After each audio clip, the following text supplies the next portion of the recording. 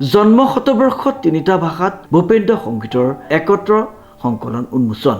উল্লেখযোগ্য যে গত 22 আগষ্টত কলকাতাৰ অসম ভৱনত ভূপেন্দ্ৰ সংগীতৰ একনিষ্ঠ গৱেষক গীতিকাৰ সুৰকাৰ ৰঞ্জন কুমাৰ দত্তই সম্পাদনা কৰা ভূপেন্দ্ৰ সংগীতৰ একক সংকলন হিন্দী, বাংলা আৰু অসমীয়া ভাষাত গ্ৰন্থখনি অসম সাহিত্য সভাৰ সভাপতি বসন্ত কুমাৰ গোস্বামী দেৱে, প্ৰধান সম্পাদক দেৱজিৎ বৰা, কাৰ্যালয় সম্পাদক জ্যোতিৰেখা হাজৰিকাৰ উপৰিও কেইবাগৰাকী বিষয়ববীয়াৰ উপস্থিতিত উন্মোচন কৰা হয়।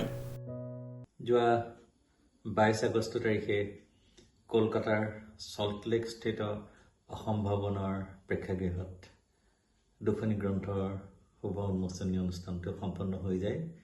সুধাকণ্ঠ ডক্টৰ ভূপেন হাজৰিকাদেৱৰ জন্ম শতবাৰ্ষিকীৰ লগত সংগতি ৰাখি আয়োজন কৰা এই বিশেষ অনুষ্ঠানটিত এই গ্ৰন্থ দুখন উন্মোচনী অনুষ্ঠানত অসম সাহিত্য সভাৰ তৰফৰ পৰা সভাপতি ডক্টৰ বসন্ত কুমাৰ গোস্বামীদেৱ, সম্পাদক প্ৰধান দেৱজিৎ বৰা, কাৰ্যালয় সম্পাদক ডক্টৰ জ্যোতিৰেখা হাজৰিকাকে ধৰি গুৱাহাটীৰ কাৰ্যালয়ৰ পৰা আন ভালেকেইজন সদস্য আৰু সদস্যা উপস্থিত থাকে।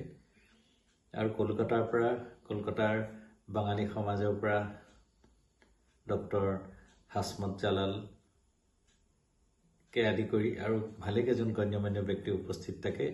বিশেষকৈ সুধাকণ্ঠৰ একালৰ সহকৰ্মী নেকিবুৰ ৰহমান, মীনাক্ষী চলিহা যি বিষ্ণুৰাভাৰ দেৱৰ পৰা নৃত্য শিকিছিলে, ডলি ঘোষ বাইদেউ, এনেকৈ বহু গণ্যমান্য ব্যক্তি উপস্থিত থাকে। অসমীয়া সমাজৰ তাৰ বহু বিশিষ্ট ব্যক্তি উপস্থিত থাকে। বিশেষকৈ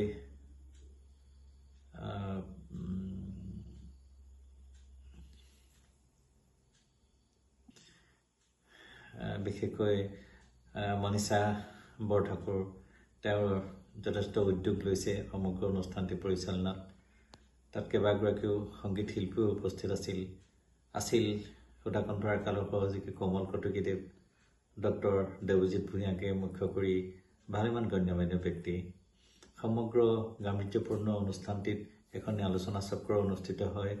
অসম আৰু বেংগলৰ সংগীত সমাজলৈ ডক্টৰ হাজৰিকাদেৱৰ অৱদান সম্পৰ্কে আলোচনা হয়। তাত আলোচক হিচাপে কেইগৰাকী ব্যক্তি উপস্থিত থাকে, ময়ো আছিলোঁ। কিন্তু এই সমগ্ৰ অনুষ্ঠানটি সবাতোকৈ উজ্জ্বল দিশটো হ'ল সুধাকণ্ঠৰ সমগ্ৰ সংগীত সম্ভাৰ একত্ৰ কৰি তিনিটা ভাষাত অসমীয়া, বাংলা আৰু হিন্দীত ভূপেন্দ্ৰ সংগীত সমগ্ৰ এখন গ্ৰন্থ নাম দিয়া হৈছে ভূপেন্দ্ৰ সংগীত একত্ৰ সংকলন, অসমীয়া, বাংলা আৰু হিন্দী ভাষাত। ত্ৰিভাষিক এই গ্ৰন্থখন ইতিপূৰ্বে সম্পূৰ্ণ হৈ উঠিছে। অসম সাহিত্য সভাৰ উদ্যোগত তেখেতসকলে প্ৰকাশ কৰিছে আৰু এই সমগ্ৰ সংকলন আৰু সম্পাদনাৰ কামটো কৰিছোঁ মই ৰঞ্জন কুমাৰ দত্তই। প্ৰায় 700 পৃষ্ঠাৰ এই গ্ৰন্থখন মই আশা কৰিছোঁ অসমৰ ভূপেন্দ্ৰ সংগীতৰ প্ৰতিযোগীসকল, বিচাৰকসকল আৰু প্ৰতিযোগীসকলৰ অভিভাৱক অভিভাৱিকাসকলৰ বাবে এখন যথেষ্ট প্ৰয়োজনীয় হাতপুথি হিচাপে বিবেচিত হ'ব। কাৰণ বহুদিনৰ পৰাই অভাৱটো অনুভৱ কৰি আছিলে তেওঁলোকে।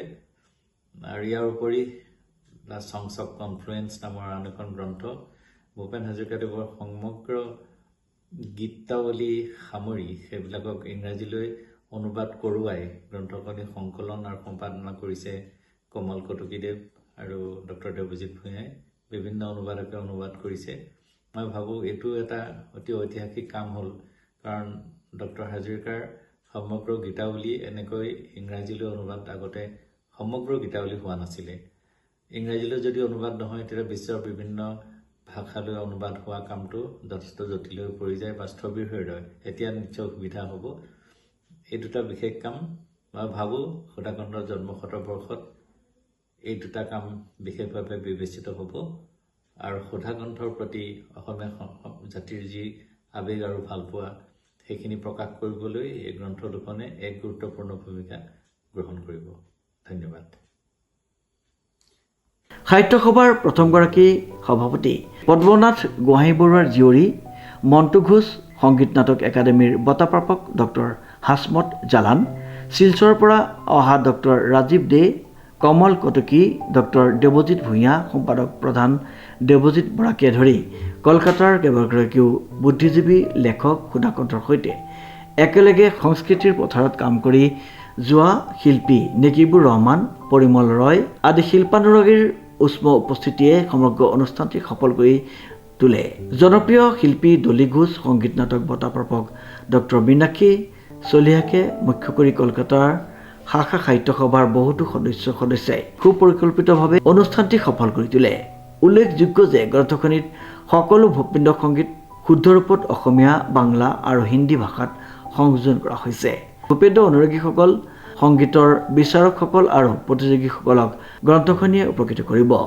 উক্ত অনুষ্ঠানতে কেইবাগৰাকীও অনুবাদকৰ সহযোগত ডক্টৰ দেৱজিৎ ভূঞা আৰু কমল কটকীয়ে সম্পাদনা কৰা এখন ইংৰাজী গ্ৰন্থ সংছ অফ কনফ্লুৱেন্স উন্মোচন কৰা হয়।